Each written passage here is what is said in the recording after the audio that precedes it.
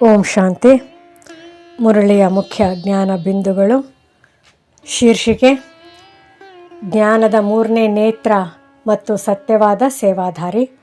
ಸಾರಾಂಶ ಮತ್ತು ನೈತಿಕ ಪಾಠ. ತಂದೆಯಾದ ಪರಮಾತ್ಮನು ನಮಗೆ ಜ್ಞಾನದ ಮೂರನೇ ನೇತ್ರವನ್ನು ದಯಪಾಲಿಸಲು ಬಂದಿದ್ದಾರೆ.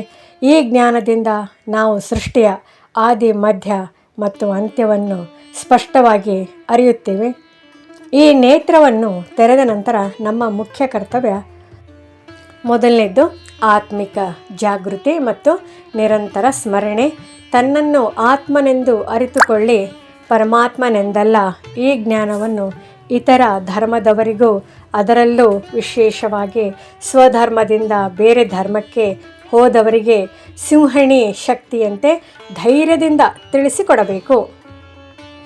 ದೇಹದ ಎಲ್ಲ ಧರ್ಮಗಳನ್ನು ಬಿಟ್ಟು ಕೇವಲ ಒಬ್ಬನೇ ಪತಿತ ಪಾವನನಾದ ತಂದೆಯನ್ನು ನೆನಪು ಮಾಡಿ, ಈ ಯೋಗಾಗ್ನಿಯ ಮೂಲಕವೇ ಜನ್ಮ ಜನ್ಮಾಂತರದ ಪಾಪಗಳು ವಿನಾಶವಾಗುತ್ತವೆ ಮತ್ತು ನಾವು ತಮೋಪ್ರಧಾನದಿಂದ ಸತೋಪ್ರಧಾನರಾಗಿ ನಿರ್ವಾಣಧಾಮಕ್ಕೆ ಹೋಗಲು ಅರ್ಹರಾಗುತ್ತೇವೆ.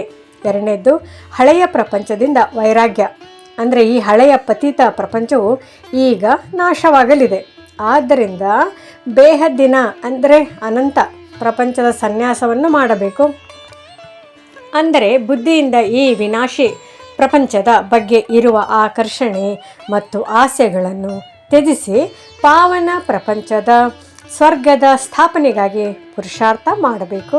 ಮೂರನೇದ್ದು ಸತ್ಯವಾದ ಸೇವಾಧಾರಿಗಳಾಗುವುದು.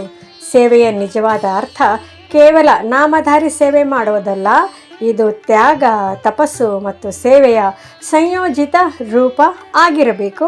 ಯಾವುದೇ ಆತ್ಮಕ್ಕೆ ಪ್ರಾಪ್ತಿಗಳ ಅಂದರೆ ಫಲಗಳ ಅನುಭೂತಿ ಮಾಡಿಸುವುದೇ ಯಥಾರ್ಥ ಸೇವೆ. ಇದು ಸದಾ ಎಲ್ಲ ಆತ್ಮರ ಕಡೆ ಶುಭ ಭಾವನೆ ಮತ್ತು ಶ್ರೇಷ್ಠ ಕಾಮನೆಯ ಭಾವವನ್ನು ಹೊಂದಿರುತ್ತದೆ. ನಮ್ರತೆ ಮತ್ತು ಧೈರ್ಯತೆಯ ಗುಣಗಳನ್ನು ಧಾರಣೆ ಮಾಡುವುದರಿಂದ ಕ್ರೋಧಾಗ್ನಿಯಂತಹ ನಕಾರಾತ್ಮಕ ಶಕ್ತಿಗಳು ಕೂಡ ಶಾಂತವಾಗುತ್ತವೆ. ನಾಲ್ಕನೇದು ಜ್ವಾಲಾ ಸ್ವರೂಪದ ಯೋಗದ ಅವಶ್ಯಕತೆ. ಈ ಸಮಯದಲ್ಲಿ ಕೇವಲ ನೆನಪಲ್ಲ, ಆದರೆ ಲಗನ್ನಿನ ಪ್ರೀತಿಯ ಅಗ್ನಿಯನ್ನು ಪ್ರಜ್ವಲಿತಗೊಳಿಸಿ ಯೋಗವನ್ನು ಜ್ವಾಲಾ ಸ್ವರೂಪದ ನೆನಪಾಗಿ ಪರಿವರ್ತಿಸಬೇಕು. ಈ ನಿರ್ಭಯ ಜ್ವಾಲಾಮುಖಿಯ ಶಕ್ತಿಯಿಂದಲೇ ಪ್ರಕೃತಿ ಮತ್ತು ಆತ್ಮ ಒಳಗಿರುವ ತಮೋಗುಣವು ಭಸ್ಮವಾಗುತ್ತದೆ ಮತ್ತು ಮಾಯೆಯು ಶಕ್ತಿಹೀನವಾಗುತ್ತದೆ.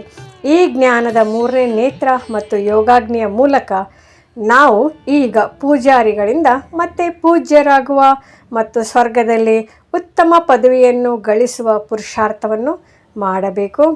ಈ ಮುರಳಿಯ ಯಾವ ಭಾಗವು ನಿಮಗೆ ಹೆಚ್ಚು ಆಕರ್ಷಕವಾಗಿ ಕಂಡಿತು ಅಥವಾ ಈ ಸಂದೇಶವನ್ನು ನಿಮ್ಮ ದೈನಂದಿನ ಜೀವನದಲ್ಲಿ ಹೇಗೆ ಅಳವಡಿಸಿಕೊಳ್ಳಬಹುದು ಎಂದು ನಿಮಗೆ ಅನಿಸುತ್ತದೆ?